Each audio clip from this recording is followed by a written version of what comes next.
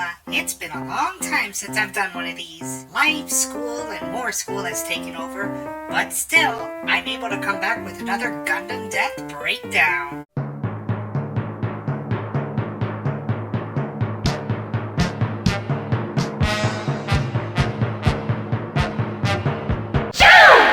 We are so back on this magnificent journey of Gundam and our quest to cover every single character death in the franchise. So whose death are we talking about today?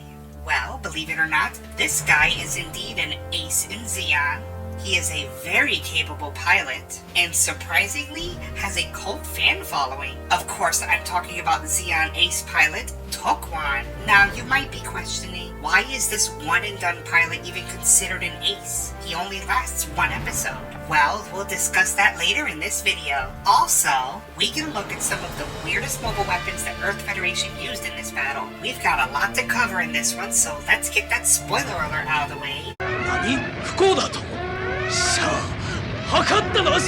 And let's break it down.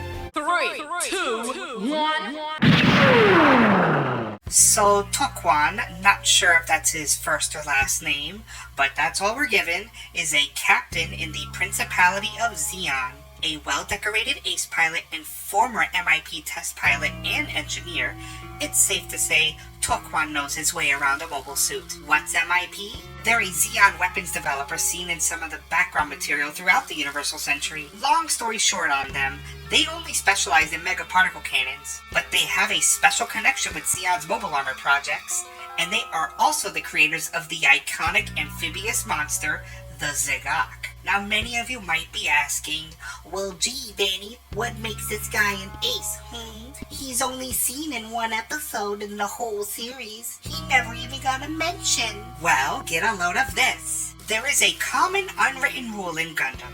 For the most part, if you have a fancy pilot helmet, congratulations, you're an ace. Consider the following. Gundam, the Black Tri-Stars, Ramba Ral, Flanagan Boone, Char, all have fancy helmets. Tokwan's style of helmet is a skull with horns. Pretty badass if you ask me. Of course, there are exceptions to the fancy helmet equals an ace rule. Anyway, so we catch up with the white base leaving Jaburo. Take a look over to port side if you have a minute. You'll see a flock of flamingos. Hey, that'd be great on video. Go ahead and tape it. Hey yo, what the fuck? Zeon had failed to take Jaburo from the Federation. Just another one of Char's many L's. Tokwan arrives to take Char to space in his Zanzibar. Char is still in hot pursuit of the white base, and he sees Tokwan's Zanzibar as his way to finally taking it out. That's this big beefy spaceship. Luckily for Char, Tokwan has a secret weapon up his sleeve, a weapon that has yet to be seen by the Earth Federation, the Big Grow. The Big Grow has quite the mobile suit history, and we have to dive into it. Going back 8 years ago before the start of the war, MIP was in heavy competition with Zeonic for who gets to be Zeon's big weapon developer. Zeonic had developed the ZI-XA3 Crabman, which would later be the founding father of the mobile suit. MIP's submission was the MIP X1, or what I'll just call from here on out the X1. The X1 was fast, but it required a high-powered generator. For armaments, it did have a battleship-caliber mega-particle cannon. In the end, it came down to cost and mobility, and even though the X1 excelled in speed, the Crabman won out due to its AMBAC system. AMBAC stands for Active Mass Balance Auto Control, which pretty much means it allows thrusterless maneuvering in a zero-G environment. See? Seed isn't the only one with wacky acronyms. So with the Crabman winning out, it seemed over for the X1, but as the war progressed, Zeon figured that mobile suit wasn't quite cutting it under certain battle scenarios, such as base defense or raids. The X1 was thus reconsidered, and MIP was back in business, making several mobile armors, including that wonderful, iconic aquatic mobile suit, the Zigak. As for the Big Grow, it's like a flying crab. It's primarily a space mobile suit and a direct descendant of the X1. This mobile armor is powered by a pair of thermonuclear rockets, and because of the implementation of the AMBAC system, it can turn at high speeds at full 180 degrees in just over a second.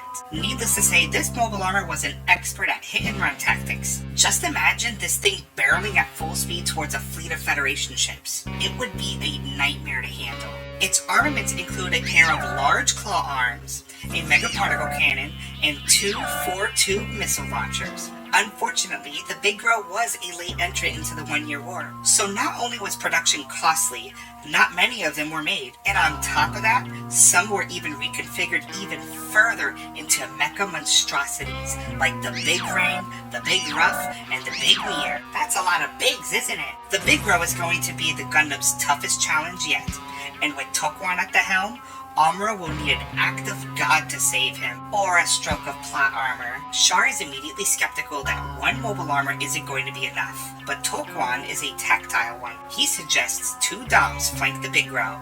That's 3 mobile weapons that excel in hit-and-run tactics. Not only are these DOMs, these are Rick DOMs. Go ahead, spot the difference. In reality, the Rick DOM is just a DOM fitted for space. White base is feigning their trajectory to the moon, where Cassilia's base is located in Granada. Tokwan was about to take the bait, but Char has been dealing with White Base since episode 2, so Char orders a preemptive strike on the White Base. I mean, just about everyone dies under Char's command, so who knows? Maybe it'll work this time, right? Wrong! So Tokwan takes his Big Bro and 2 Rick Doms to engage the White Base. So what does the White Base do? They launch the Gundam and the gun cannon, right? No. Wait, what? I'm sorry, you mind running that by me again? I must have had a chunk of brimstone wedged in my ear or Then something. read my lips. No.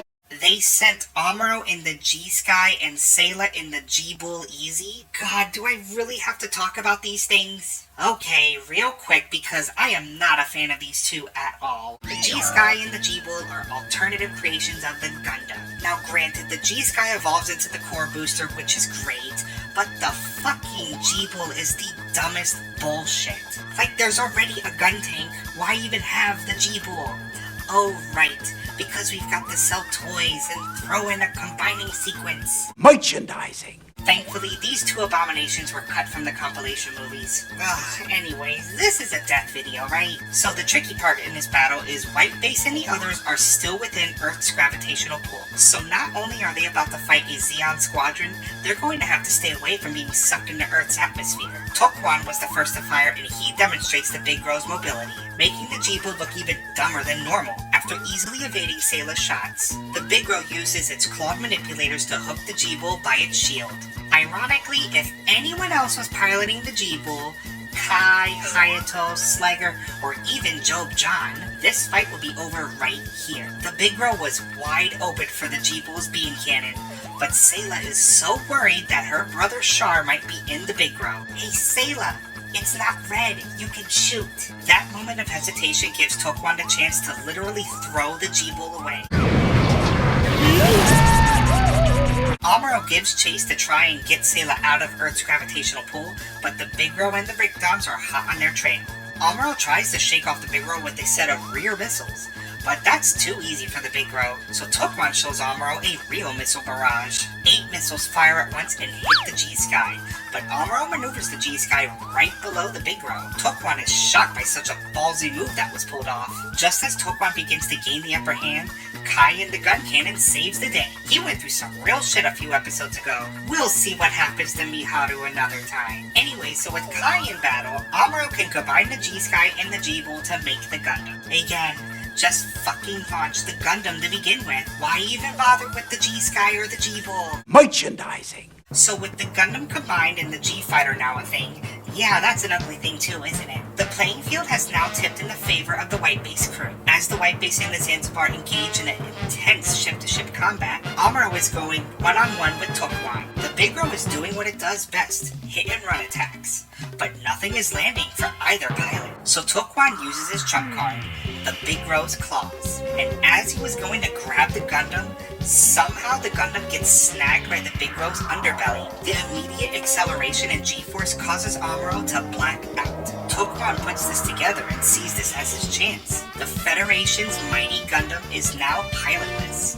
Tokwan takes this chance to finish off the Gundam for good. The Big Bro grabs the Gundam with both hands and prepares its mega particle cannon. This is it. Nothing is going to save Amuro. Tokwan is about to do what Char could never do. That is until...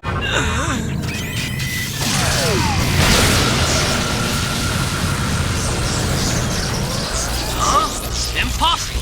Didn't the pilot pass out? Ah!